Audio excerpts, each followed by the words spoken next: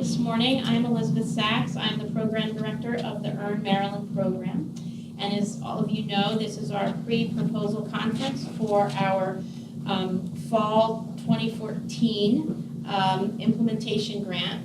And before I begin getting into the details and going through the PowerPoint, I'd like to introduce DLLR Deputy Secretary Scott Jensen, who just wants to say a few words.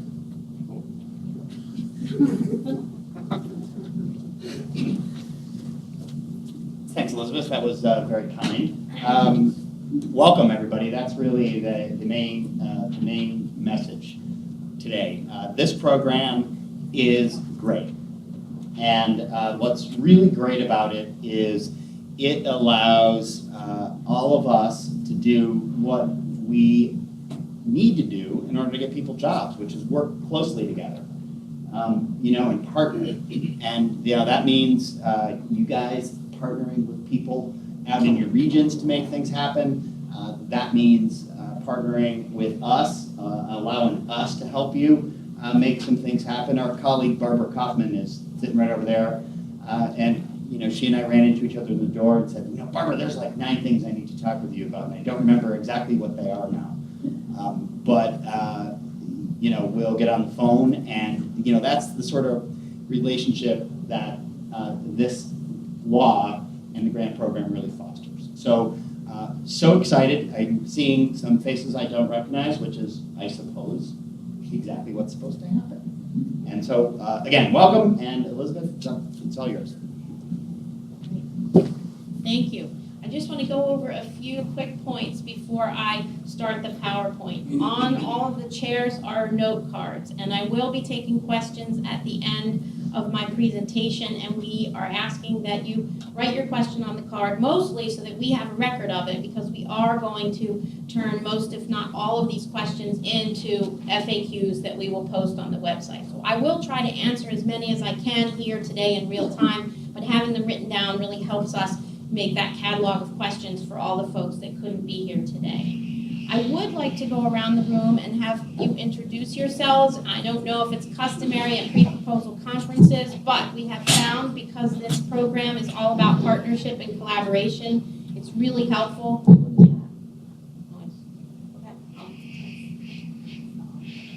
Okay, well, I can talk without this.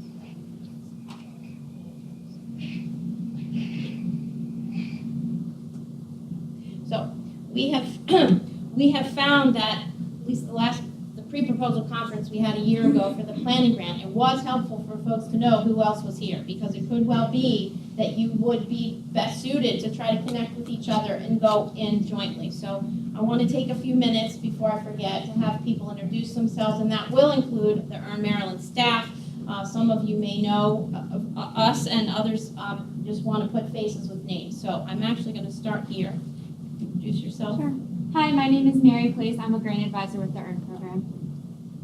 Deborah Wesley, I'm grant fiscal specialist with the EARN program. Greg Bedward, Board of Public Works, Staten Island. Tracy Ward, I'm Houston Economic Development Corporation, and I'm here on behalf of 2 projects. One is a marine trades initiative, and the other is a sustainable farming initiative. You can pass. I already did mine. We got it in Cecil College. I'm inside, we were working on Saturday, we did 40 transportation, and we like to be here with you. Ellen Wallace is Free College. Lisa Davis, Berry Plastics. Ed Norris, Community College, Baltimore County. G. Jackson with CECO, we're a national nonprofit workforce development and workforce support program. A lot of camping on workforce development. I'm Julia Radio, that's where we're trying to help, career development for youth age down. Can you repeat your organization again? I missed Yes, it. TESCO. My name is Ada Olivia, I'm the program director of diversity and sport and also the city college. Pam Seymour with the White House Support and Prevention Center. We have a workforce development program, and we bring people back to work. Paul Foster with the Printing and Graphics Association. Good morning, Grant Schmelzer, Executive Director with the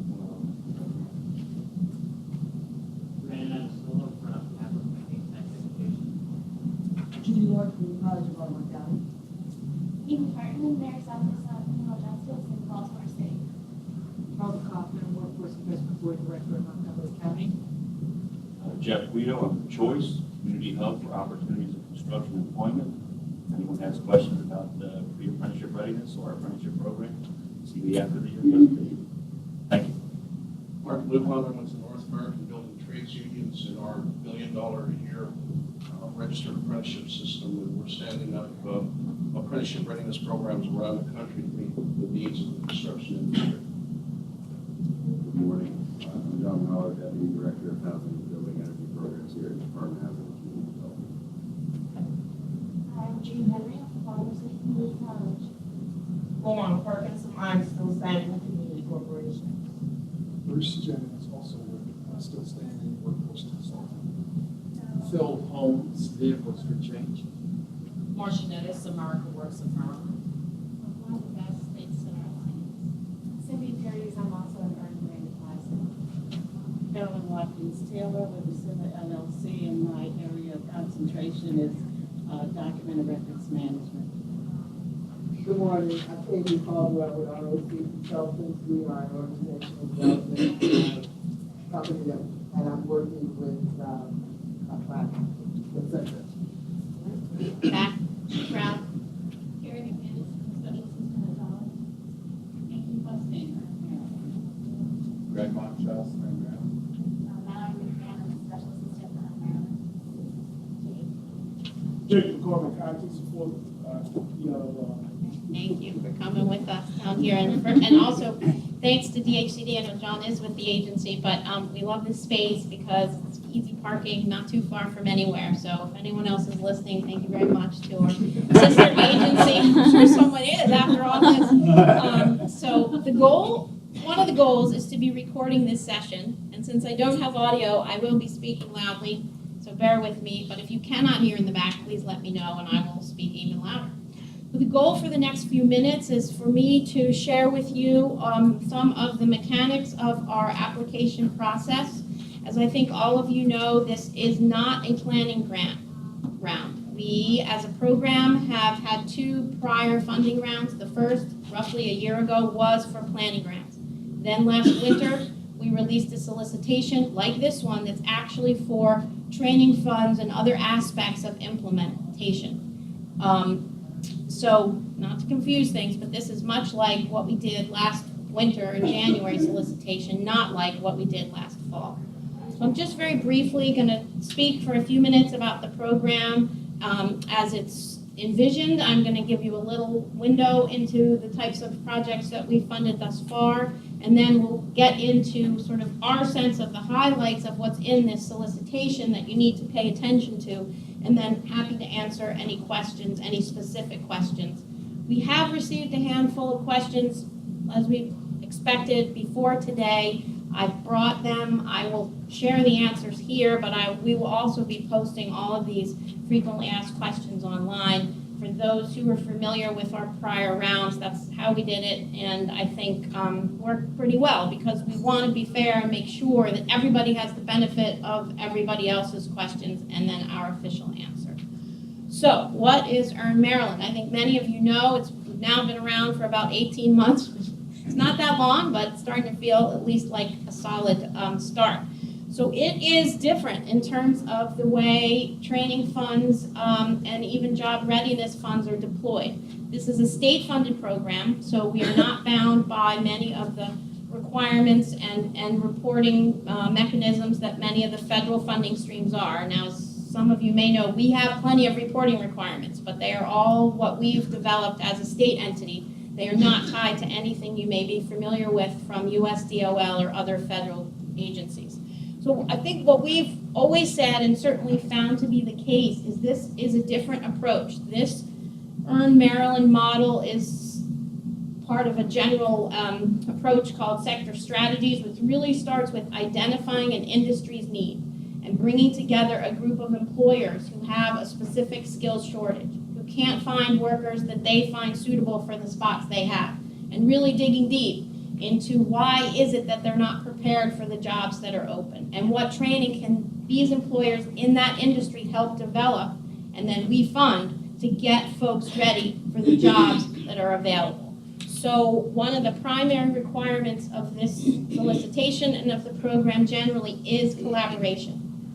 One entity will sign on the dotted line, but you must have, and I'll get into it, a certain number of partners signed on, or you're simply not eligible to apply for this grant. So I think what the real paradigm shift is, the intense focus on the industry collaboration. And that as a result, we are seeing, because we have funded 28 partnerships that are either doing or about to start training, that they are really working to do what's best for families, for employees, but also in conjunction with the realities of the employer group within the industry that they are working with. So another, I think, somewhat unique aspect of this program is that we can fund training for a variety of, we call them training participants. We can fund incumbent workers. Your entire proposal could be about incumbent workers. We encourage, this thing I'm just going to ditch. Yeah. I'm afraid it's going to hit me in the head. Okay.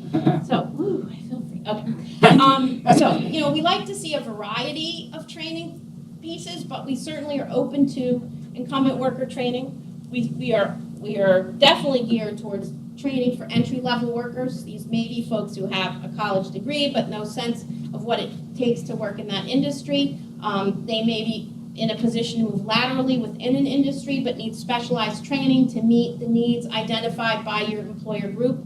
And then we definitely have an emphasis in the statute and within the program for trying to bring low and no people with few skills, if any, into the workforce, helping them be first successful in training as a way to get them into a position to be successful in the workplace. So this is sort of a sky's the limit in terms of levels of training and the types of individuals that would benefit.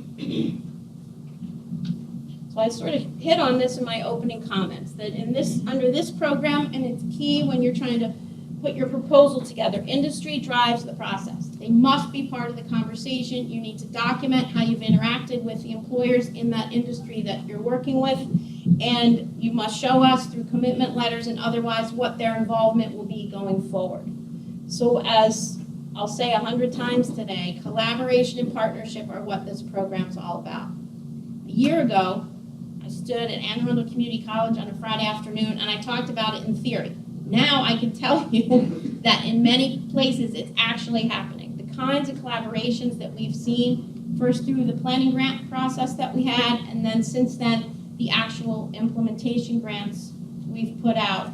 People who might not otherwise have thought about working together, knew about working together, have truly come together around this funding stream to figure out new ways to serve the needs of employers who have jobs that they cannot find the right folks to fill, as well as entities that train, the workforce system, community college system, other training providers who have their niche but really need to connect up to make sure funds we give for training is meeting the need of those who have the job openings. Okay, so I've said this too. We've had 2 prior rounds, 1 planning grants, 1 implementation. This one is much like the winter 2014. So this proposal and this solicitation is open to all prospective partnerships that do not currently have earned funding. And I will say the questions come up, well, what if I'm already a partner on one, but I want to do something completely different? That is okay. We have always encouraged, and it says in the solicitation, that an entity can be part of more than one partnership. And I think, actually, Barbara,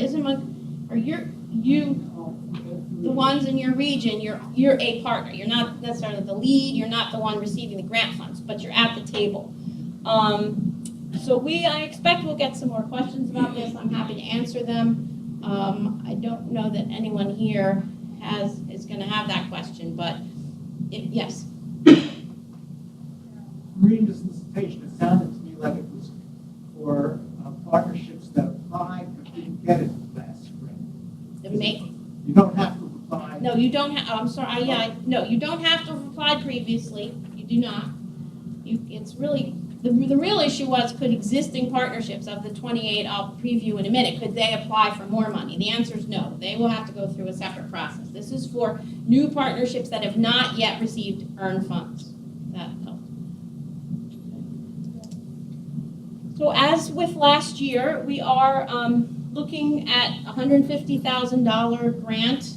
It's a cap of sorts, because there were some proposals we received that were multi-county, that were potentially going to have a broader reach, which they could justify, because industries don't always look at regions in terms of workforce areas or community college recruitment pools, or even our regular geopolitical boundaries. They look at, and I see some folks here from industry, they know what they need in terms of, commuting workforce, in terms of supply chain. So we recognized there were a few proposals that were broader, and we did, with justification, look at requests to go above the 150. There were not many of those.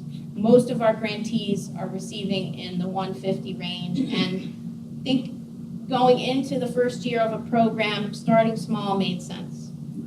So we are not moving off that 150 cap, with a few exceptions if you can justify it. We don't know how many grants until we see how many we receive, and although you may make a specific request, once we make our award decisions or who's getting money, then we negotiate the actual details of how much and the disbursement schedule. So the key dates for this round are, well, today we've already gotten to 2, so this is today. Yes, these are due right before Thanksgiving, November 24th. We didn't want to ruin your holidays, but we do have a short turnaround, and it's partly because we've been around for a year. People are somewhat familiar with the parameters of the program. We also want to get funding out in 2015, and we just couldn't afford to have 3 or 4 months or even 2. We needed to get these proposals in the door. We will spend December and early January reviewing, and we will make award announcements in January 2015. However, for lots of practical reasons, the funding period will not start until April 1. But it takes some time, even after announcements, to sort of negotiate the budgets without feeling totally stressed. We've been in some very tight timeframes in this program, and for us, this actually gives us a little bit of a breather to work things through. So that's our schedule for this round. So I didn't bring the pretty map. Well, we do have a map of where all the partnerships are around the state. It is on our website if you click on current grantees. But up to now, through our last round, we awarded 28 partnerships. When I say grantee and partnership, it's synonymous, because when we talk about who we funded, yes, there's a lead applicant, and I suspect many of you may be interested in that role, but we don't talk about it as an applicant. We talk about it as a partnership. So we have 28 grantee partnerships in total.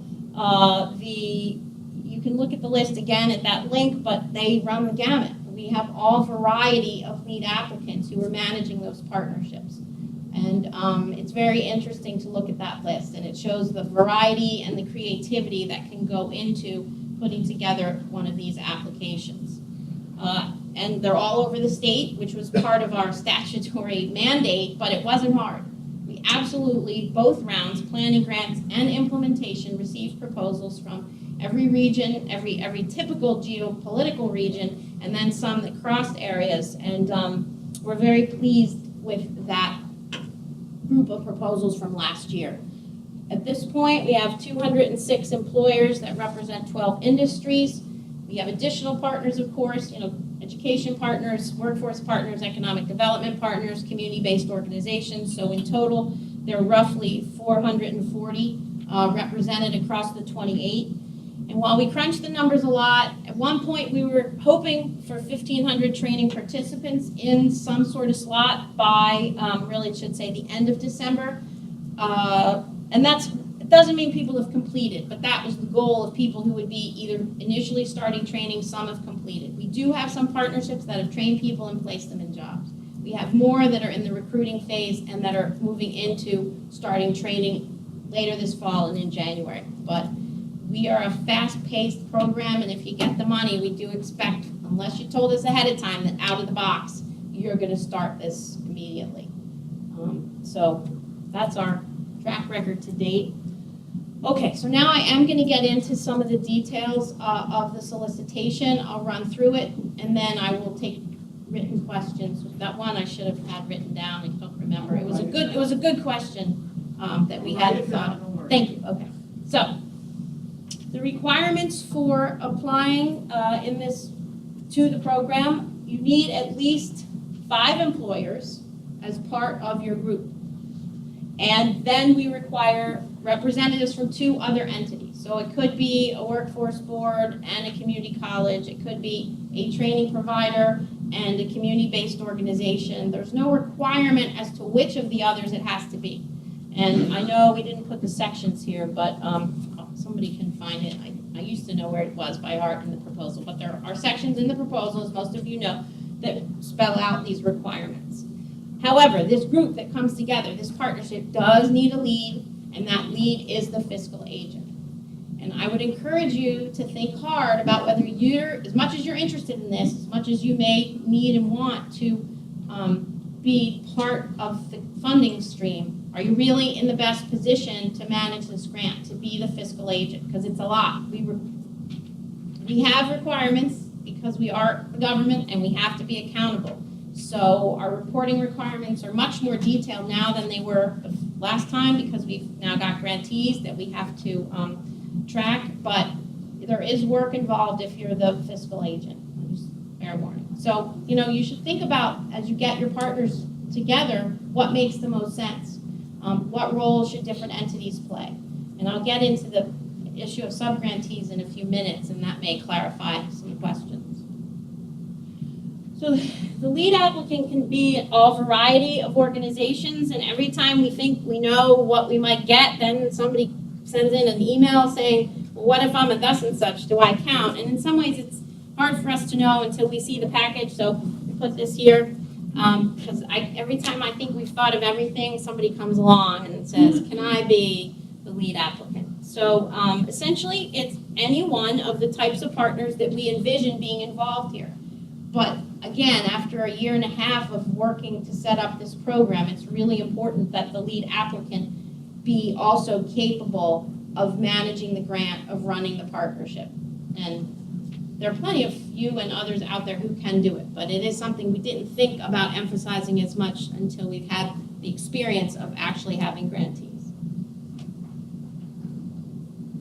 So in addition to the lead, the organizations that could be the lead, there are other organizations that should also be considered as part of the partnership. And some of these all of these were not mentioned in the statute, so it's one reason we kind of have it on a separate slide. We're very mindful of our enabling authority, but we are finding there's more and more interest from foundations and philanthropic organizations in this program model than I had thought originally, so they may be part of your mix. There are a lot of community-based organizations that want to be part of this, and they should be, because they are often those working with job seekers who can bring you the recruits for the training slots. And we have emphasized that aspect of the program, and I'll get to that later. While many of our current grantees, they've thought hard about who they were going to train, they didn't necessarily have the time to think about exactly how they would find those people. And now they're in the recruiting phase, and they're doing well, but I think it's something in this round we want you to think about now. Who are your partners that are going to bring people to training? If they're not at the table initially, what are you going to do if you get the grant to find them? We're also increasingly interested in connecting, I guess it should be middle and high school, but connecting more with the K-12 system. A few of our partnerships are doing that. I think a lot of them could do more. Not right for every industry, I will admit that, but I think tying this to career and tech education or some other innovative programs with career-oriented learning in different school systems is an ideal piece of an earned partnership. And like I said, here's the catch-all. We're always getting questions that we didn't think of. So there are all kinds of entities that provide training and may want to be involved. So they are eligible partners as well, if not the lead applicant. We are serious about partners being invested and involved in this partnership. It's just a letter of intent is not enough for us. And we ask that there be more detail about the role that a partner will play. Sometimes it's a financial commitment, sometimes it's in kind, classroom space, faculty. I was going to say, training equipment. There are some industries where use of equipment would be part of the training program. And in the case of employers, it may be not a specific commitment to hire, but a general willingness to interview training participants who complete the program perhaps if they complete providing on-the-job training opportunities. And that's just an example, but they're all a variety of in-kind contributions that we will look at. We do intend for these partnerships to be sort of living entities. It's not enough to bring everybody together, fill out an application, send in a letter, because we expect there'll be a continuous feedback loop. The employers will say, you sent me 3 people, 2 were great, but 1 really wasn't ready for the kind of work that we had. Let's talk about what the screening process might have been for who goes into training. Just getting that feedback. So the involvement of the partners, particularly employer partners, doesn't begin and end with this proposal submitted. We want to see the structure of how you're going to keep these conversations and involvement going. And some of that should be documented in letters of commitment that are part of the package. So this section of my short presentation is going to try to track some of the elements of the proposal narrative and highlight some of the things that we didn't emphasize as much the first go around. So we were open to feedback on our last solicitation, and some of our current grantees said, you asked so much detail about training that we really never got to tell you what we're all about. We thought we asked that, but anyway, they really wanted a place to say, here's why we're unique, here's why we're special, here's our ultimate goal, here's why we're innovative. So we definitely have a little section in the proposal narrative. Tell us why you came together and what your ultimate goal is. Now, the other piece of the statute that we have incorporated into the solicitation is documentation of why did you pick this industry? What does the data show that this group of employers in this region that you've chosen, in this industry that you've selected, what does the data show their skills shortages are, or their workforce shortages? What skills are the people they're interviewing or even hiring? What skills are they lacking? So we have built in to the proposal a place for you to say, look, these are the conversations we had, these are the data sets we've looked at. Some of them probably come from our website, the Bureau of Labor Statistics data, the Maryland Workforce Dashboard. Other entities of late have been looking at career opportunities in certain industries, have been looking at economic trends in certain regions. That's more or less what's public. But we know, and we saw in the first round, that industry has its own insight, and it may or may not be, hopefully there's some numbers behind it, but some of it may be anecdotal, and we'll accept that. And so we really do require some narrative and backup data, but also we'll accept anecdotal evidence of what the skills shortage is that your partnership is trying to address. So there's a section for all of that, and the quirky part is the statute requires us to find out what your data sources are. So I admit there's a form where you have to say what studies you consulted, and we'd like you to put it in that special format so we can then present it to the legislature as they requested. So some of the forms and formats in here may seem annoying, but they're usually there for a reason, and that's one of them. Your data sources we do need in a list. So the other piece, which I've already described, is the industry engagement. Is this employer base that you're working with, these companies that you've identified, engaging them, as I already described, throughout the life of the partnership, but also describing how they were engaged in this part, in what the workforce issues are that they're facing. What do they think might or might not, what they think might be lacking in the training opportunities that they know of. Now, it could be they're not looking in the right places for the people that they should be bringing into their HR system. But that's also part of what a partnership can address.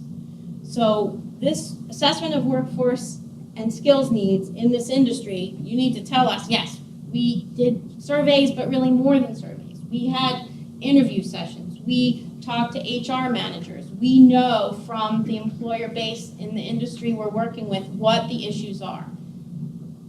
Many of the grantees that we currently have told us, we brought, but they brought together CEOs, HR folks who said, gosh, we're competitors, so we don't naturally maybe get together, but no one ever brought us in for this conversation. And often the first part of the conversation is not really getting at the need. So there needs to be a process for gauging with the input of your employer group, what the issues are, and then scoping out how you're gonna solve the training and skills shortage issues. So I know it sounds like a lot, and it is, but it can be done, because we've got 28 partnerships out there that have done it and are really trying to implement, as we say, training plans that were developed with the input of employers.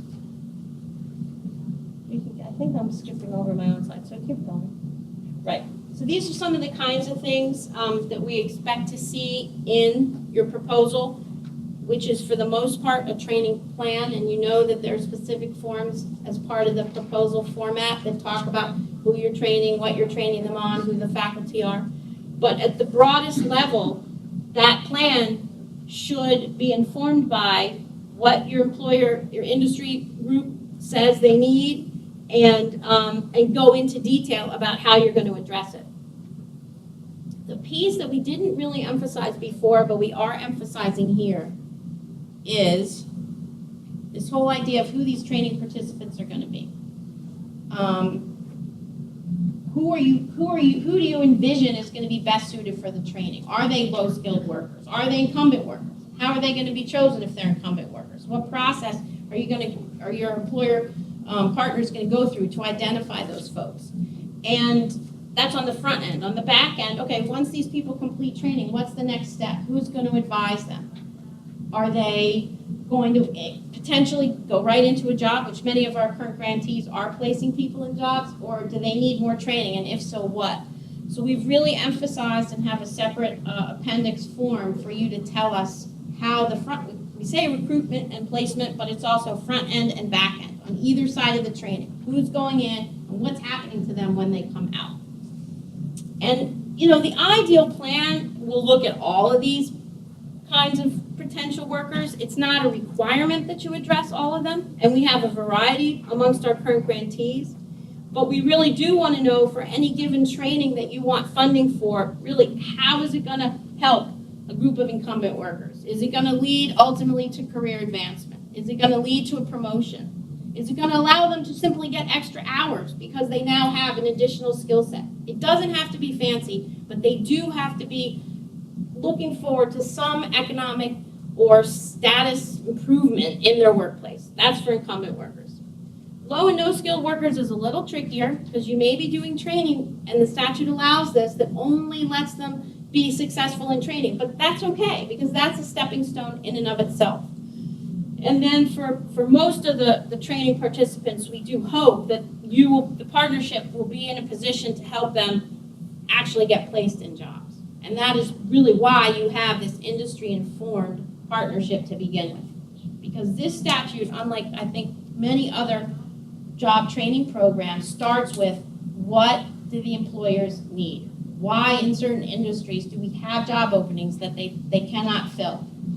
And if it's a training issue or they can't find the right people, this funding stream and these partnerships are designed to get the right people together to figure that out. So we do hope, while we don't require, we do encourage, I should say, that most of the folks that get trained with earned money will wind up either in a job or be advancing within the industry setting that they're already in. So these are just some examples of how you can engage industry. I talked about a lot of them. These are some of the specific things that our current partnerships had done to bring their employer groups together. We do recognize every industry is different. We funded a few that are seasonal, for example. So they have to really get okay, so here's a good one. In some of the transportation and logistics industry, it was worse last year when they were doing this. Christmas, holiday season is hard. You can't get the attention of certain employers during that season because that's the nature of their work. So I'm trying to think. I think it was a problem for the planning grant. I don't know, but it came up. So we recognize every industry is different, which is to say how you go about this is not going to be the same for every proposal. But you got to do something. Because if all you say is, oh, I heard that a few employers in the healthcare industry in my county have a problem, give us the money and I'll go check with them later. You got to do that now, and you have to tell us by November 24th what you did, what they said, and what the plan is. It often helps, and it's part of sort of this whole model that is behind the EARN program. To have somebody from an employer or two within the industry you're targeting to be a champion, but be sort of the front person, be the organizer. I cannot tell you when I look at the partnerships we have how critical that's been. Not a requirement, I'm just saying it is something that can really help galvanize a partnership. And hopefully, and we're seeing this already, over time help it grow. So more employers want to join in. So, so as you begin to put your proposal together, these are some of the things we require information on in the proposal narrative. And we are interested in how you're going to manage this project. If we give you the money, who's going to do certain pieces? Now, managing the grant itself and making sure the training plans actually happen on time, as expected, in the right locations, must be tied to the lead applicant. So that's the capacity thing. If you're thinking about being the lead, can you do that? Or can you contract it out, but that person is under your thumb? So that is the one function that has to be part of the fiscal agent, which is the same as the lead applicant's responsibility. There are two other pieces that we've come up with more specifically this time. One we're calling participant management. And again, that's that recruitment and placement side of things. The lead applicant has to know about it and be responsible, but that could be an entity that's a partner. You might have a really, let's say you're trying to target, well, somebody said youth aging out of foster care. So let's say you have two partners that are really good at that. That's what they do. That is the community they serve. And if that's what your plan is designed to do, get kids aging out of foster care trained for the specific needs of the employers you're working with, maybe that entity is best suited to really be responsible for recruiting, for any case management, for making sure there's some sort of back-end interview fairs with employers. That's what we talk about when we say participant management, and it could be one of the other partners. Same with partnership management. The lead applicant, I'm trying to think of a good example. It's not perfect, but we have in Montgomery County, we have the Montgomery County Business Development Corporation. They're the lead applicant. Well, either way, you could have a lead applicant that's managing the grant, but you could have one of the employers, like the champion, really managing the partnership, really being the employer partner, really being the person that holds the meetings and that says to the employers who are invested, you know, let's get together after 6 months of training and talk about whether this thing is working. Or maybe it worked, but we don't need to fill those types of jobs anymore. We have a whole other area. We focus so far on training surgical technicians. But in our hospital setting, we actually need people who can also do medical coding. Maybe if we were to ask for more funds from the EARN program, we should design a training module, is what we call them, around medical coding. So it's that nimbleness, and it may be that there's someone else in the partnership who's better at hosting those conversations. So there are a lot of options about how you can structure this. The only requirement is managing the grant itself, the funding, the reporting has to be tied to the lead applicant. Some of these other roles can be played by other partners. But we need to know how you're planning to structure it when you put in your proposal. So this is what I always talk before the slides, I apologize. So this really goes back to that concept I was saying about how you're gonna manage the participants. And it's all these things that some partnerships may wanna do more of than others, but everybody's gotta get what we run correctional education at Dollar, and we call it butts in seats. Because there is some element that we are funding butts in seats, and we need to know who's going in the seats and how is your partnership going to make a decision about who's best suited to be in which seats. And when they're out of the seats, where are they going? What's going to happen? Are they getting in jobs? Maybe they need another training module. Maybe some of them, or if it's incumbent workers, maybe they're getting a raise, or maybe they're just getting a supervisory position and there's a hiring freeze, so the raise is coming later. But that's the kind of outcome information we need. And we're not saying you have to have a specific type of outcome. You could have a range, but somebody's got to be figuring out what happens to those training participants once they complete the training we fund. So that's all part of managing the participants. And these are some of the types of, as I said earlier, some of the types of sort of categories or characteristics of participants. I talked a lot already about incumbent workers, entry-level workers, but then when you get into those who may be coming from other experiences, we certainly want to know if you're targeting ex-offenders, if you're targeting veterans, if you're putting together a job readiness component that's really looking at people who may have very few skills, they may not have graduated high school, those are the kinds of details we're interested in knowing about who you're planning to train. And then this gets back to managing the partnership. Who's going to make sure that if a letter of commitment said some partner was going to be providing classroom space, that it's actually happening? And again, how do we continue to ask the other partners, particularly the employers, whether this is working? Whether there's any changes that need to be made in the screening process to make sure that those who take advantage of the training are successful. A longer-term goal of the program is to go back to these employer partners in every partnership, including the 28 we funded, and figure out what kinds of measures they would say most value this. We haven't really done that quite yet with our current partners, but it is a long-term plan. Each industry probably has what are, we would say, or we use the term return on investment measures as to whether this is worthwhile. Maybe it's helping in their HR department. Maybe by virtue of people going through earned training, when those folks get in jobs, they stay longer because they were trained in a way that the employer had input into. Maybe it has more to do with their bottom line. Maybe if it's a manufacturing setting, maybe there's more perfect products coming off the end of the line than when they had employees who hadn't been trained in this specially designed way. So we are ultimately going to go back to our employer partners and all the partnerships we fund and ask them to think through those measures, but we're not quite there yet. Okay, this is like really, really important. We have designated a lead applicant. They are the entity that gets the check from DLLR. That entity can split that pie and give it out to others, to training providers, to entities that might do case management. I'm trying to think of some other examples. However, we as a program must know who they are. We as a program must approve who they are. We need to run checks that they are suitable to receive state money. And I say it that way because I'm not sure we were clear the first time around that one, the funding could flow to one entity and then go out, but it's not just there it goes and although you're accountable, it goes wherever. We as a program, because this is a state program, feel responsible to know and approve of those sub-grantees. And we also know that you might not know who they all are when you apply, and that's okay. If you know that there will be sub-grantees, we'd like you to tell us in this proposal.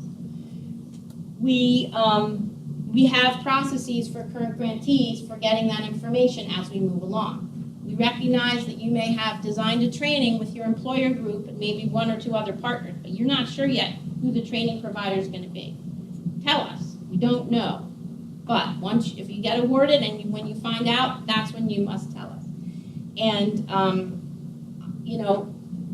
that's just how this program is run. And we think actually, in many instances, it really helps make the partnership a partnership because it means entities can recognize and respect the role they bring. They get some money for it, but everybody can't be the leader. And everybody's not best suited to be the lead applicant either.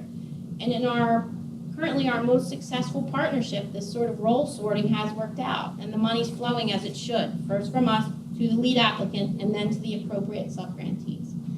So I'll leave you with that, but it is a very important part of how we structure the Earn Maryland approach. So this has been really interesting. When we designed the concept of leverage resources, meaning, okay, we're going to give you state money, but we want you to look at other funding streams that also would support this model. And part of that is the in-kind and possible direct financial contributions. First from the industry, from the employers. That's in the statute that we should give preference to employers who bring money. And then certainly want participation, contributions, and in-kind from other types of partners, community-based organizations, workforce boards, community colleges. And then we thought, oh, there's all these other funding streams, and our grantees are going to find them and just write it down on a form every quarter. Well, the reality is, and it's kind of exciting, is we're the ones as a state entity that are finding out about some of these other funding opportunities. And we are finding ourselves in a position of being able to say to our grantees, you know what, there's a foundation that's really interested in funding training in this industry. Here's the opportunity. See what you can do. And we are, at the moment, poised to have 2 partnerships in an industry, not with our direct help, but we sort of put them in the right place to apply for more money. So it's growing what we've already seeded. There's a lot of money coming down from the feds around this model, this job-driven, industry-led, which is really the term for what we're doing here, approach to workforce training. And to the extent in the state of Maryland, we have 28, I'm looking at Scott because he knows all these grants better than I do, but we have 28 industry-led partnerships already seeded. We have already, as a state, gotten 2 major federal grants that have to do with that model. And we are about to help some of our current partnerships draw down some of the money. It follows the participants, that's the quirky part. We fund partnerships, those streams fund the people. But we're figuring out mechanisms such that a partnership we fund, if it's training dislocated workers who've been unemployed for 27 weeks, part of those people's training slot can be federally funded. So we are helping to broker some of this leveraged resource work. It's really exciting, it's not what we expected, but it's the right time to be doing it, and we look forward to continuing it. But at the same time, as you put your proposals together, if you're aware of funding streams that are helping veterans get into specific industries, by all means explore it and tell us that would be a leveraged resource. I know there's more funding coming down the pike for youth. I don't know anything about the grant applications. I keep hearing about it, but I suspect it would very much complement the kind of partnership model with industry's input that we require, because we've seen a lot of those from the United States Department of Labor. Scott, what else do you want to say on this? Got it. I know, I'm all over. So, last but not least, and I know I've gone fast, but I will answer questions. We have a lot of appendices because we really need you to be submitting things in formats that we can assess. That's really why we asked for the forms. Because when we got 68 proposals last year, and we had to review them and make decisions in a short time, if everything looks different, it's really, really hard. So I appreciate your indulgence with the format and the module format and all those forms, but it really helps us compare apples to apples and oranges to oranges, and has proven to be also a helpful way to work with our current grantees on how they're doing in terms of which of their training modules are working well, and then we hope over time it'll show us which of the most successful deserve more money. So by having you put so much detail, it helps us evaluate what you're asking for, and ultimately, if you get awarded, helps us track where you're deserving of more. So that's my way of saying that last year the format was a test. This year we've decided we like it. If you don't, I'm really sorry, but we're keeping it. So I don't think, in the packet, I have one. In the packet are the forms, and I'm just going to go through them really quickly. There are a couple I want to flag. So, oh yeah. So we have the proposal narrative, which is all the general things we want you to describe. But we tried this time to pack a lot of what we need about the training in the forms. Oh yeah, Appendix C, that's that data source list. That shouldn't be too hard to fill out, and then we can just tell the legislature, here you go. So Appendix D is the information we need about who's a member of your partnership. And then the second tab is who you know at the moment you submit the proposal will be a subgrantee. Again, you need to know that. If you don't know yet, that's actually okay, but we're going to need to know should you decide there are additional entities that you will be giving money to. Right now, we have the gamut. We have some partnerships where the lead applicant's doing everything, there are no subgrantees. We have some where there are several subgrantees. It just depends. Every partnership is truly unique. Appendix E is just a chart to sort of list out all the different training modules you're proposing. It's a way of for us to, that's this one, should be E, yeah, E.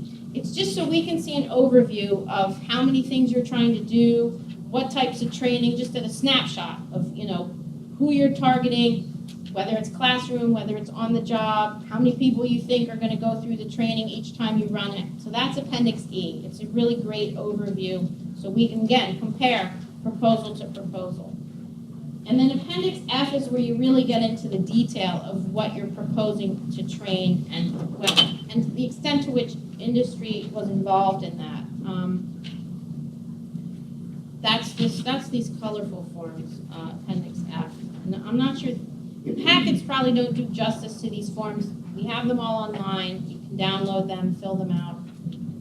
You'll be happy to know that we really streamlined the outcome, projected outcomes, because we recognize that you only know so much. I mean, you know what you hope, but the kind of detail was probably not necessary at this point. So the tab 2 of the training module appendix is just really a snapshot again of how many people you expect will complete training, and if they're gonna make more money, how much that might be. Just a rough estimate is part of that one. And then this is new. This is one of the things that, this one. Appendix G. Tell us a little bit about this participant management thing.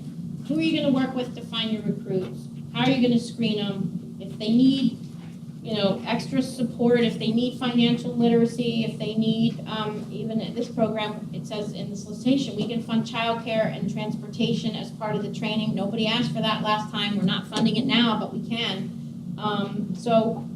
What plans do you have for that? And to the extent you're funding incumbent workers, how are you going to figure out what skills they have versus what they need? How is an employer going to assess whether that person who was trained as an incumbent worker is actually doing better now that they're back, or not back, but now that they've been trained and they're in their new work situation. So we just felt the need to hone in on that aspect of the program, and so have asked for separate and specific detail. We do need your budget, and we have put as much of that detail in one form this time, instead of it skipping around from narrative to form, and that's on Appendix H. We do want detail by training module. We know there are various costs that can go into it, from facilities to curriculum development to who the trainer is, and we've given you some examples, but that's part of the detail we need to see. If there are separate costs around that participant management piece, there's a section to tell us about that. And we do allow some funds, not a lot, for project management. I mean, we recognize that managing this grant and this partnership model is work, and that to be successful, somebody has to do it. So we do, in the budget summary, have a section for you to tell us what you would like. I'm not promising you'll get what you ask for, but what you would like for project management. Then what else do we have? Oh, then we need some forms signed. I think I've really, though, just gone through the sort of templates that we need you to fill out as part of the solicitation and your proposal to it. We're going back to the beginning. These are sort of the high points of what this program is about, and the solicitation, as long as it is, really tries to tell us how you're going to do these things so that we can decide if your proposal fits within our program model. So your plan definitely has to be driven by industry. It has to reflect both data and their experience, because we recognize, unlike I think some programs, that there's anecdotal evidence within a group of employers about workforce issues that are not going to be reflected in BLS data. And they may not be something that industry would have shared widely publicly. But yet you get them in a room and they will recognize that there's maybe inevitable aging in a certain type of skill set across their different workplaces. And that's something they need to train for. So that's why the engagement to formulate this proposal is really important. Again, the collaborative nature, both within the employer group and then bringing in the other partners.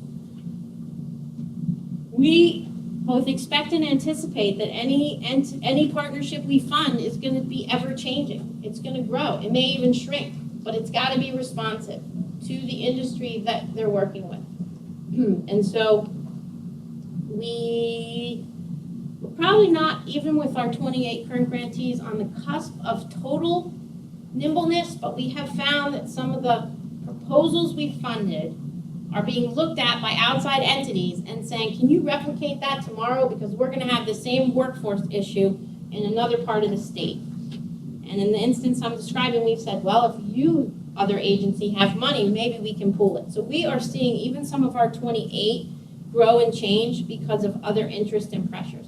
So seeding this model has been so fascinating, and it's a lot of work, I admit, and this proposal, I know it's not easy, but once it's on paper and once we can embrace it, and if we fund it, really, the sky's the limit. I'm not kidding. We have been really floored. I'm looking at Scott because he can think of more than one instance. So I do encourage you to buckle down and try this out.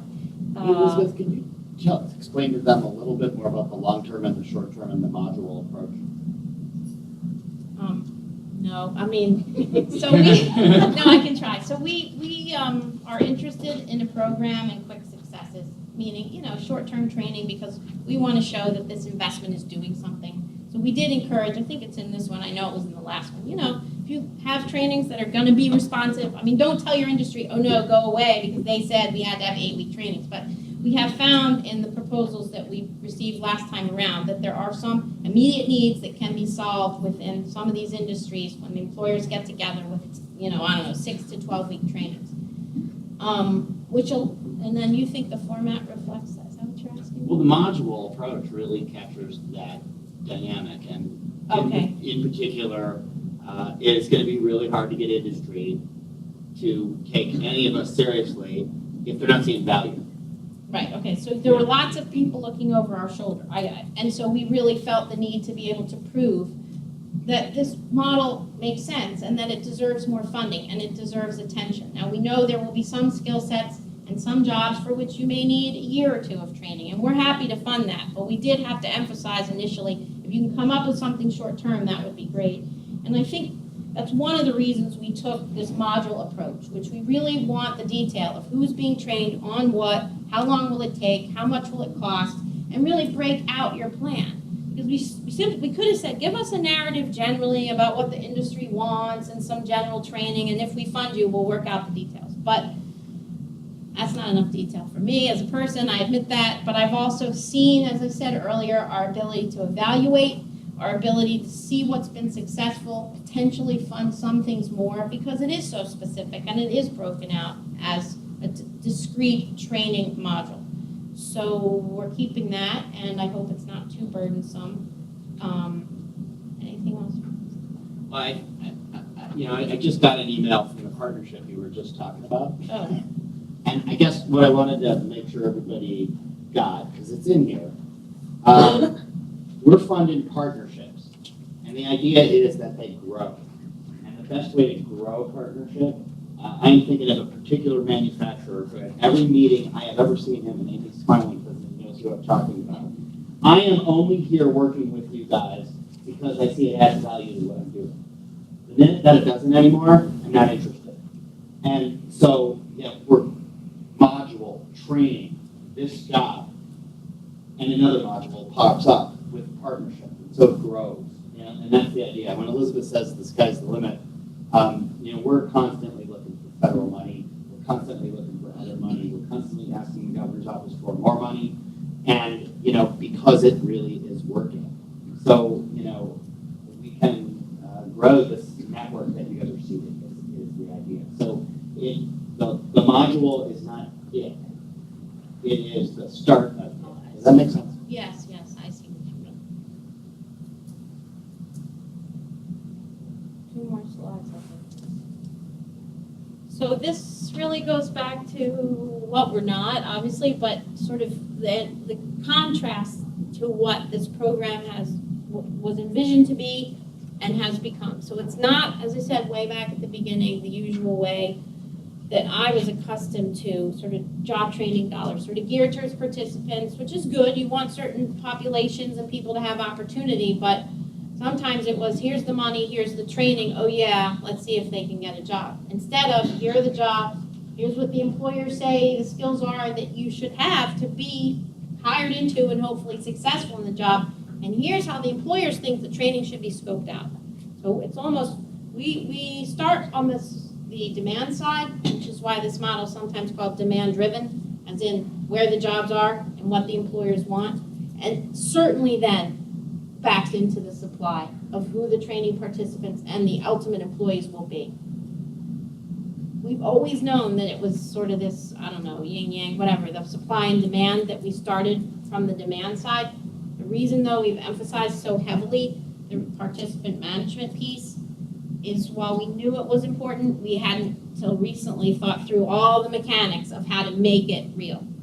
So we want it to be as articulated in the proposal as all the other pieces that we had even in the last two solicitations. Oh yeah, this one's really important. This program is not customized training for one employer.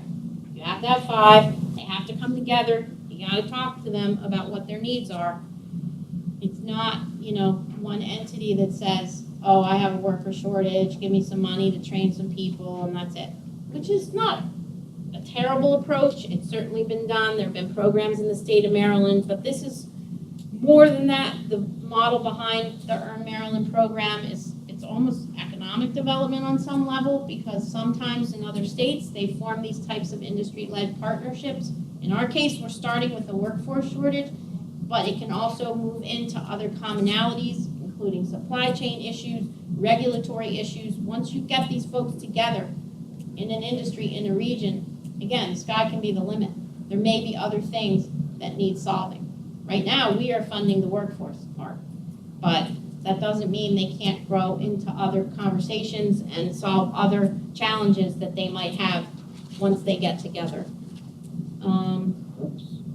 Where's that last bit? Oh, yeah, right. So we definitely, again, need to hear from you in the proposal about the data that shows the skills gaps, the workforce shortage in the industry you've chosen, and that data can be supported by anecdotes, by the experience of the employer partners. So we have, as part of this program, a portal, it's like LinkedIn for this program. If you want to find other partners in your region who potentially want to form a partnership with you, the best way to do it is to register, subscribe, I never know the right word in the internet world, to our LinkedIn-like portal called Earn Maryland Connect. You will see almost all the partnerships we've already funded. They have profiles in there about their partnership, but there's also many organizations that over the last, 10 months since we've set this up, who are in there who may also want to partner. You can find them by region. People create tags that they can, designate. I'm a construction, not think of a good, well, we have if you're in workforce development, but we also have industry tags like healthcare, construction. I should have gone on there this morning. Greg, what are some of the other tags in there in Connect that I'm blanking on? There are 100. Okay. Tags meaning your sort of little labels. Cybersecurity, IT, transportation, whatever.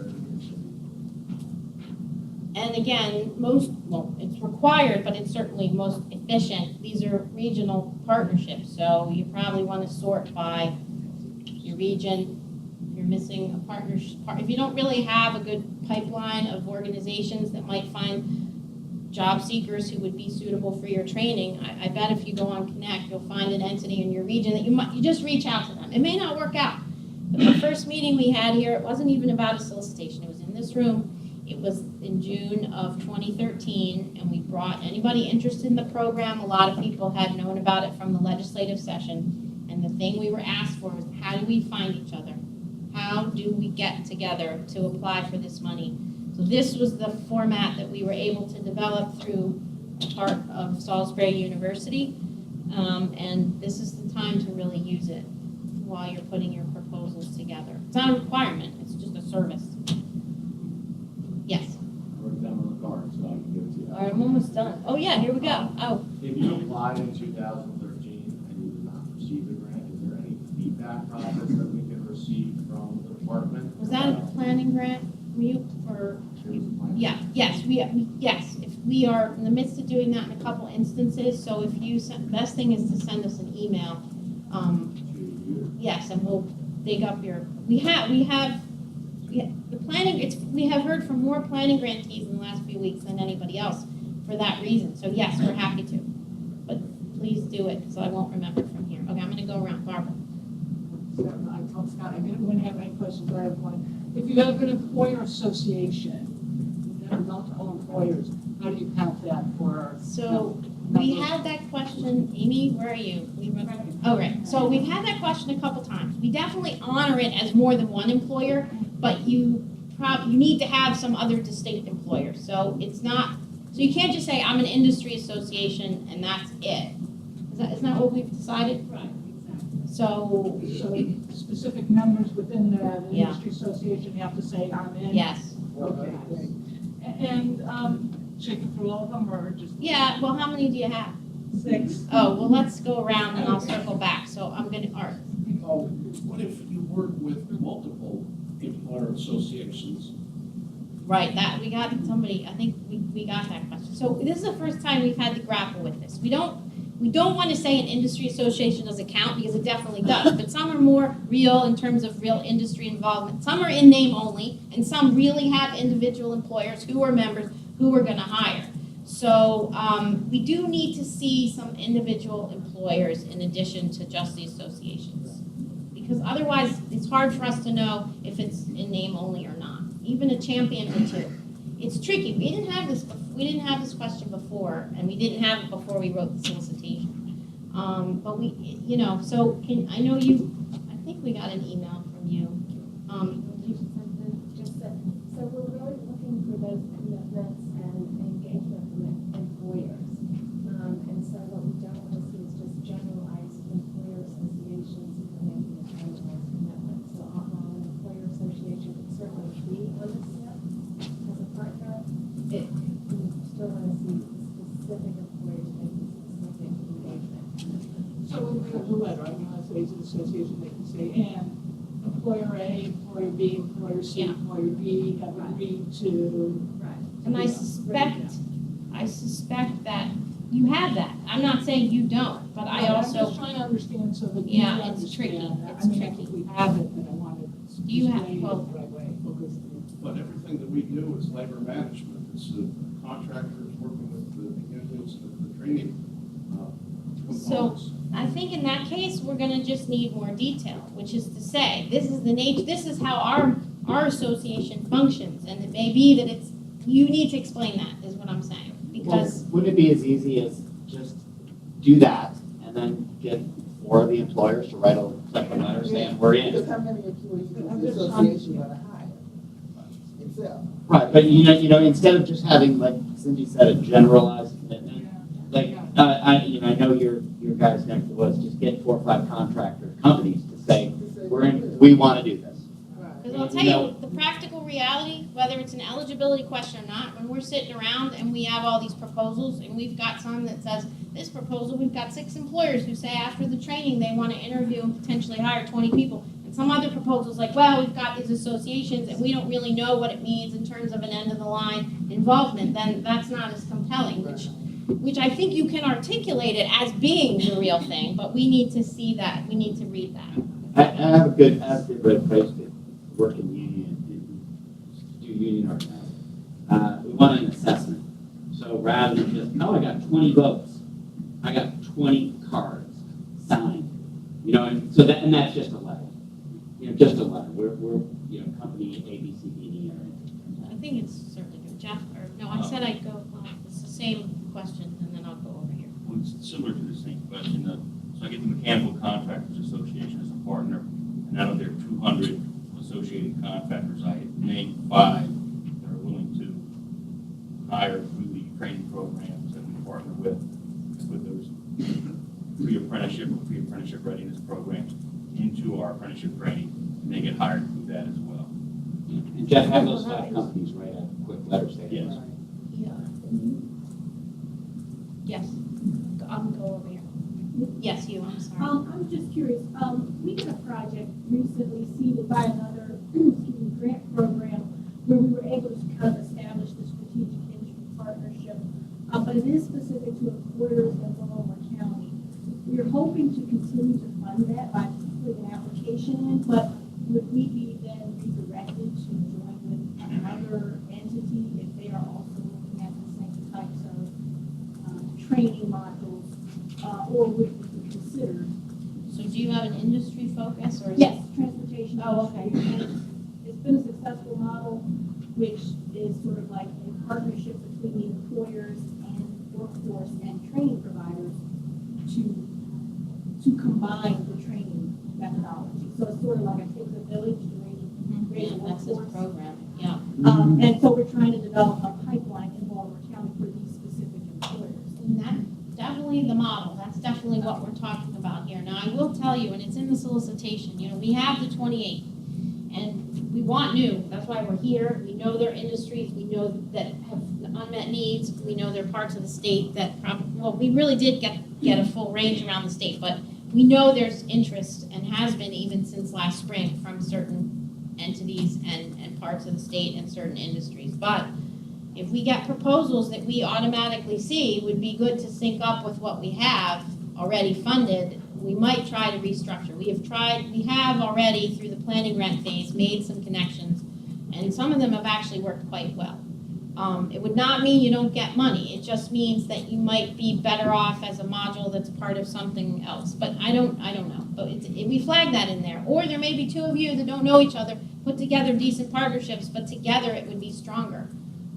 We were actually a part of the Montgomery project in transportation originally, but then sort of what their employers' needs were different than what Baltimore County's employers' I see. needs. Okay. So we were giving information about our research Okay. and data, but it just seemed Yeah. like it didn't necessarily. Well, and we've seen that too, where, you know what, things aren't actually syncing the way even the proposal thought, and maybe they need to split out. And so that's part of the nimbleness for us as a program management. Sometimes people need to come together, but sometimes regional needs, we're beginning to see that in one or two instances. Regional needs are very different, even if they thought they were the same. So, yes. We submitted 4 planning applications this lead applicant. One was funded, we went ahead and submitted 3 implementations funded planning grant, 1, and the 2 that didn't win planning grants did not win. This is building on the first question that was asked. We'll get feedback both on planning grants and on the implementation grants that failed? Yeah, we can give you feedback on whatever you've previously submitted. Okay. I'm going to come back to you, Phil. Yes. One of the initiatives that I'm working on actually is not really geared toward employers, but to self-employment, the beginning farming training program. So I'm wondering if that's even a fit for the program. So we have been asked to fund, I don't know, sort of small business, sort of entrepreneur. I mean, if you can justify within a region that a group of entrepreneurs are essentially an industry, you know, they have, and that they're going to hire other people at some point. I mean, it really depends on how you craft the proposal. We have funded one partnership right now. We've sort of small business owners along the Purple Line. It's no secret, it's one of our grantees. And the idea was to help them be more self-sufficient as construction impacted them, and as the line is built, they need to maintain their businesses and ultimately grow. So there would be keeping themselves in business, and those are their own jobs, and then potentially employing others. Well, it's now turned out, and that was kind of unique. I mean, it's not sort of, like you're saying, the intuitive model that I described. Well, it may well be that partnership for one little part of the Purple Line that we were asked to do may grow into a training model across both of these subway lines coming into the state, because there is a need for the small business owners to both preserve themselves and grow.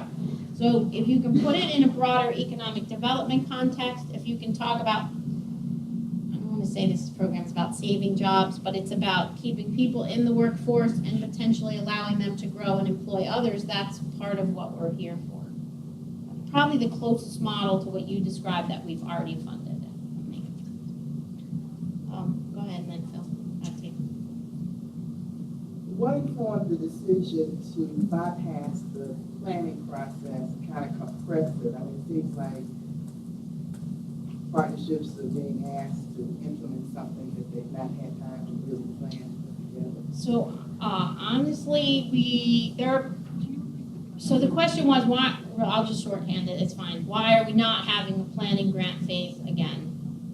And this time around, and I'll take the heat, it was somewhat of a discussion. We know there are people out there who are not ready in March, but that they're ready. They've been doing the work, maybe even for a year. Either they didn't apply for a planning grant, or they didn't get one, or they didn't have all their partners together, so they couldn't make the March deadline. So, and we have a lot of people looking over our shoulder in a good way, and we really want to be able to quickly figure out who else is really ready. And I know there's some out there, I don't know exactly. And then I do think if we get funding for the next budget cycle in FY16, I do think people deserve another planning round. I do, but this wasn't the right time for it. And it may be that you get this process going, you can't meet the deadline, but again, if we get funding in the next budget cycle, I know the value of planning grants. I did justify them the first time, but I was convinced we needed them. And then everyone's now thinking how great they are, not just you. Why aren't we doing them again? I mean, you can't win, right? But I'm sorry, we'll do them, but not this time. All right, Phil, go ahead. I'm not clear on the funding. Is it $150,000 total over 2 years? Yes. Total? Yes.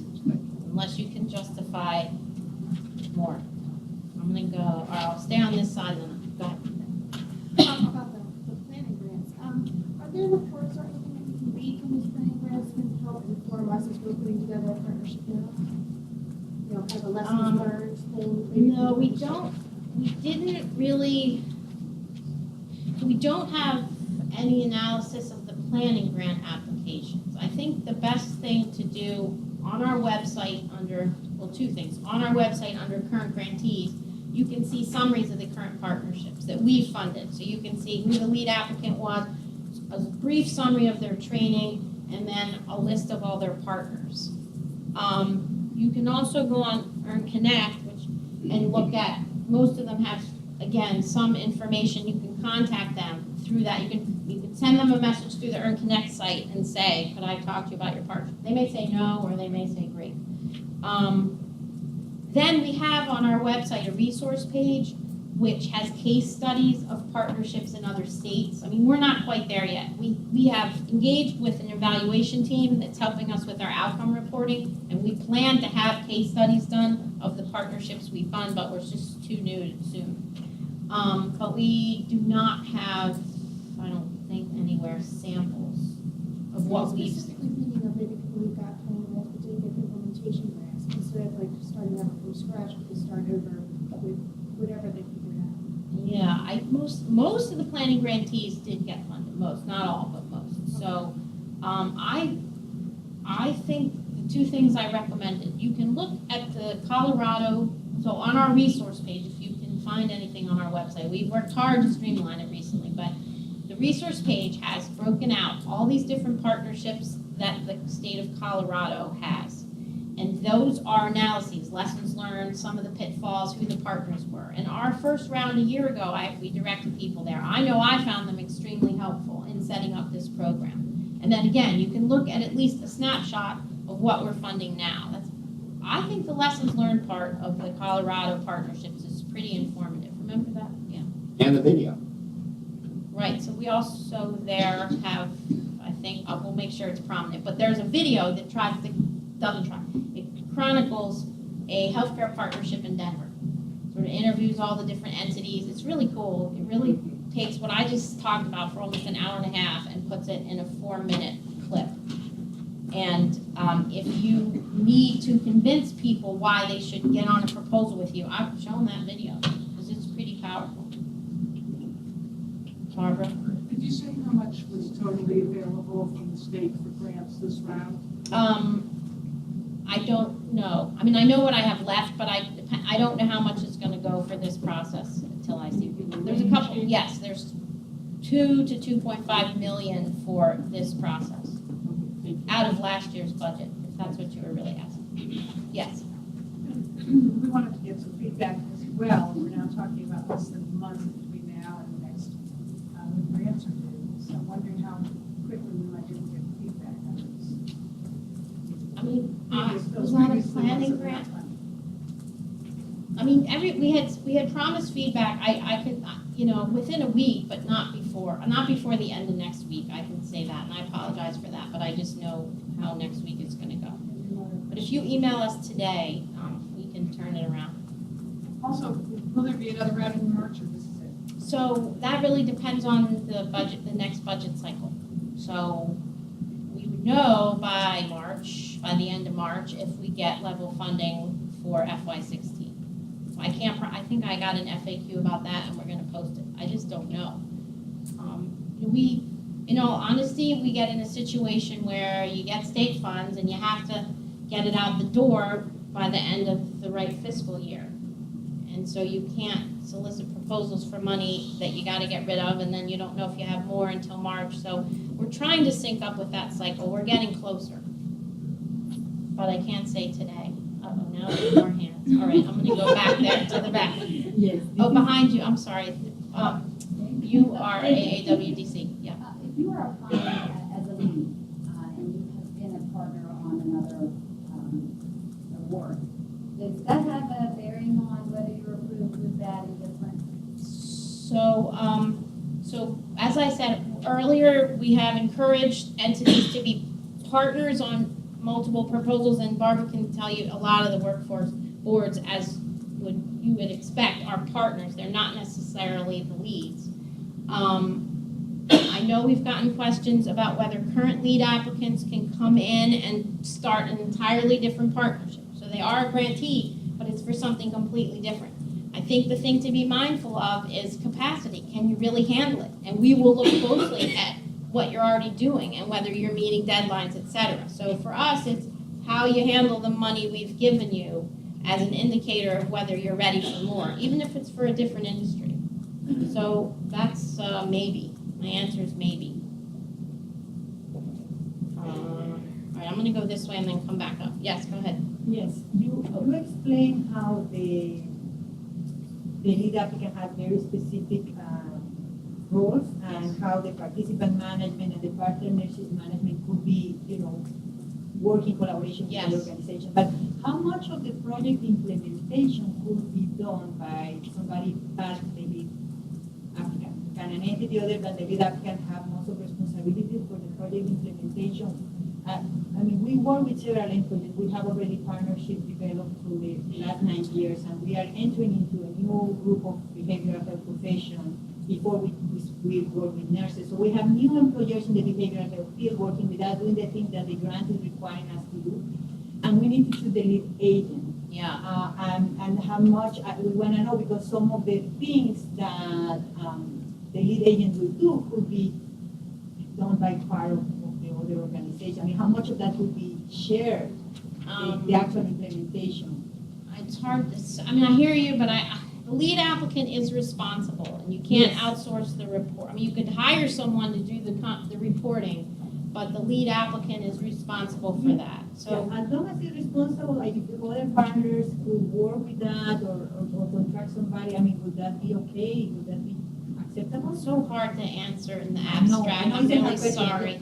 We really need, as a program and as the fiscal steward of this funding, which is ultimately $9 million through 2 fiscal years, we need that lead applicant to be pretty hands-on with the grant implementation. So that's all the reporting, and to the extent the training modules, that's also at least being the employer of the person that's making sure these training modules happen. I don't know if that answers your question, because I'm not sure the roles these other partners really play in the model. Yeah, I'm trying to be clear, but it's hard. Okay, so one, and then there were a few more. You, go ahead. I just have a question.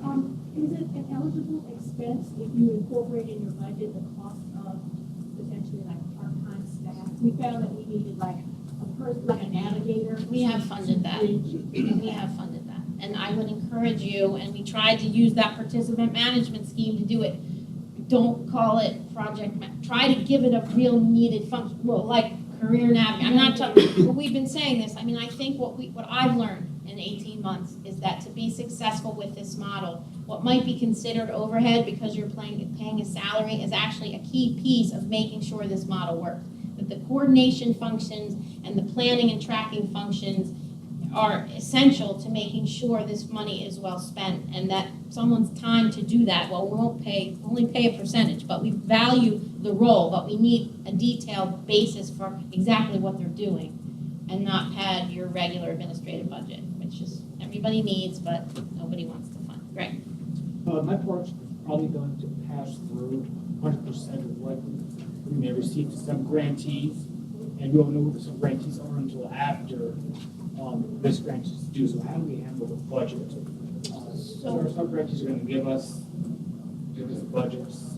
So are you doing an RFP for those people? That's right? correct. So I just explain, so this is a scenario where if you get money and you have a procurement process you have to go through that you haven't done yet, you tell us, we expect to fund, 1/10 of the money for a sub-grantee to do training X. We will be running a competitive process to choose that person, but here's the amount we expect roughly that we'll bid out, and the process and the timeline for choosing that sub-grantee is XYZ. That's perfectly fine if that's all you know by November 24th, but every detail to us counts that you can put in this proposal.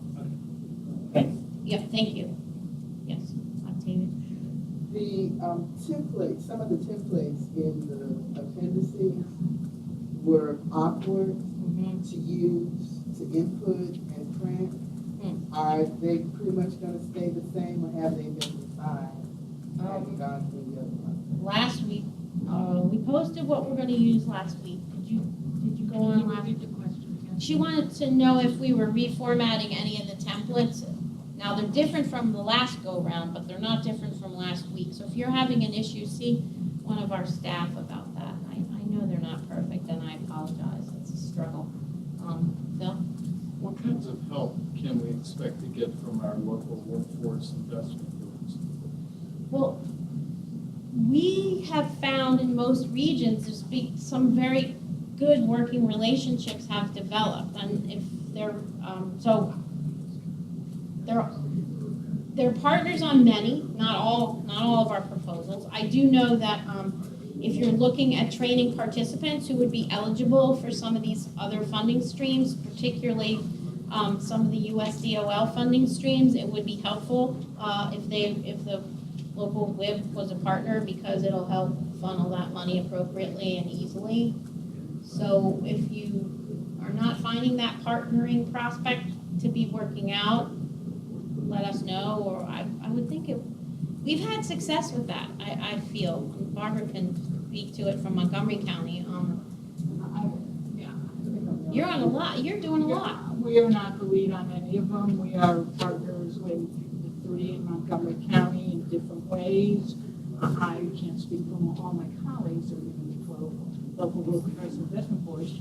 We want to see things succeed, and they generally are going to listen. Not the only thing I'd ask is the first question not be, hi, what kind of money can you give us for this grant, so we have it time. But I think all my colleagues would welcome talking to you and understanding it and supporting it in whatever way they can, depending on their resources and where they can go.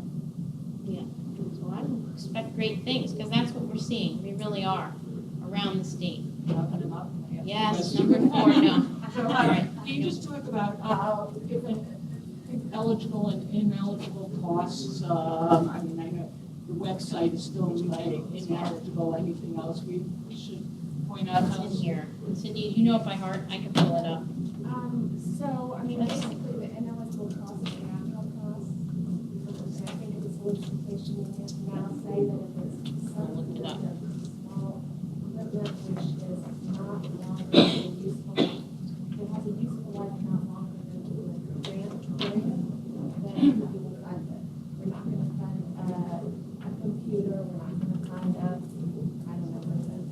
It's the mechanical equipment. So here we go. Whatever.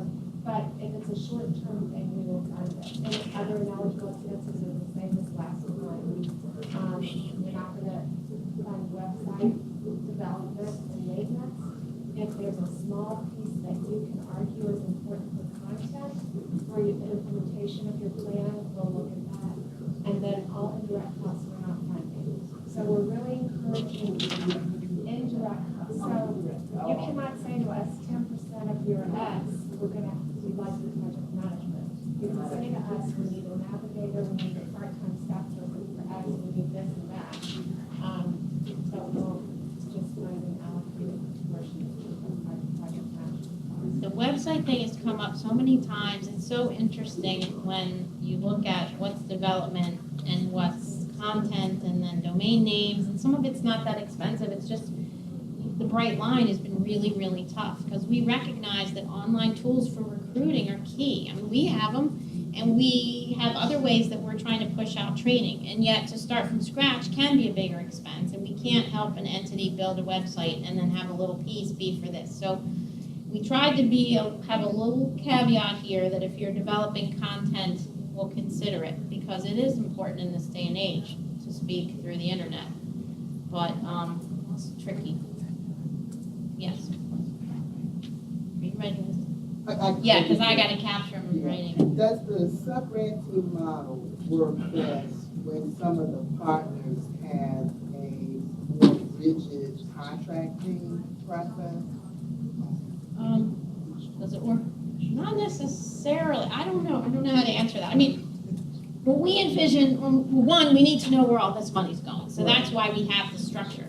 But the second piece of it is we also recognize, as I said earlier, different entities are best suited to play different roles. And somebody's got to be the lead, one, because they have the capacity to manage the grant. They may also have the vision for the partnership, or they may just simply be the best entity to manage the funds and manage the training. But other parts of what makes this successful may be better suited for a sub-grantee, like a community-based organization that has a great track record working with certain populations of job seekers deserves funding to do that piece. But they shouldn't be the lead because they, one, may or may not have ties to the employer. They may not have the staff to do all the reporting. So it's partly because of our need to know who's getting funds, but I've learned in the last few months, especially as our grantees have gotten up and running, our current grantees, that there's actually a real important point to have it structured this way. Not everybody has to be the lead to be important to the partnership and to make the partnership successful. And they can still get money. That's where we are in that one. Yes. Just very quickly, next step, so if you have a successful partnership and it's working, you can submit additional grant, there will be opportunities for secondary grants at some point. So what we've decided to do again with what we have we have been funded in 2 fiscal years.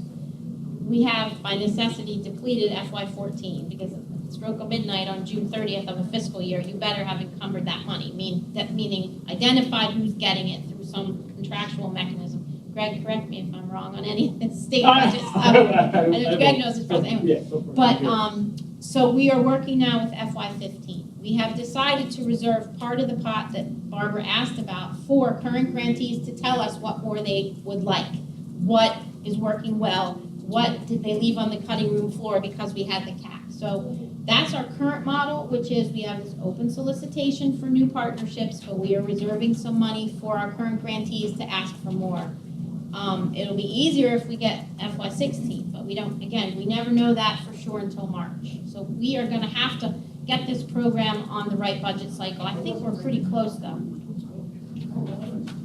So yes, there is the possibility of more earned funding in addition to what else I described at this moment, which is a lot of interest in funding training that's designed by industry, which is through a partnership approach, which is exactly what we're so lucky we started it just at the time when this became a real policy priority in Washington. And foundations as well, actually. Yes, one last thing. Are there any benchmarks or suggested guidelines for how much it should be like a per participant funding? No. Well, no, but I'm trying to think if it's given. I hesitate to say we look at it. We were advised, and someone in this room actually said this to me, in our industry, it can be more expensive to train people, here's why.